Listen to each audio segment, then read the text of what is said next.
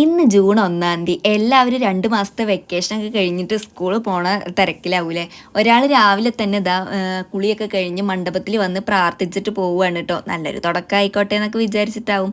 അവളെ ടാറ്റ പറഞ്ഞു പോയി കഴിഞ്ഞപ്പോഴേക്കും കണ്ണൻ പുതിയ ഡ്രസ്സൊക്കെ ഇട്ടിട്ട് അത് കാണിച്ചു തരാൻ വേണ്ടി വന്നിട്ടാണ്. അങ്ങനെ ഇവിടെ അടുത്തുള്ള കുട്ടികളൊക്കെ സ്കൂളിൽ പോണത് നമ്മുടെ വീടിൻ്റെ മുന്നിൽ നിന്നാട്ടോ വണ്ടി കയറി പോവുക. അങ്ങനെ ആ തിരക്കൊക്കെ കഴിഞ്ഞിട്ട് നമുക്ക് പോസ്റ്റ് ഓഫീസിൽ പോകേണ്ട ഒരു ആവശ്യം ഉണ്ടായിരുന്നു. ഐവിത്തിയുടെ പേരിൽ അവിടെ ഒരു സ്കീമുണ്ട്. അപ്പോൾ അതിന് ക്യാഷൊക്കെ അടച്ചിട്ട് വീട്ടിൽ വന്ന് ഫുഡൊക്കെ കഴിച്ചു കേട്ടോ. അതൊക്കെ കഴിഞ്ഞിട്ട് നമ്മളിതാ സിനിമയ്ക്ക് പോകാമെന്ന് വിചാരിച്ചേ. കുറേ ദിവസമായി ദൃശ്യത്തിന് പോകണം എന്ന് വിചാരിക്കുന്നു. ടിക്കറ്റ് കിട്ടണേ ഉണ്ടായിരുന്നില്ല കേട്ടോ. ഒരു വട്ടം നമ്മൾ പോയി ടിക്കറ്റ് കിട്ടാതെ നമ്മൾ കറുപ്പ് കയറി കണ്ടിട്ട് തിരിച്ചു പോരേണ്ട അവസ്ഥ വന്നു കേട്ടോ.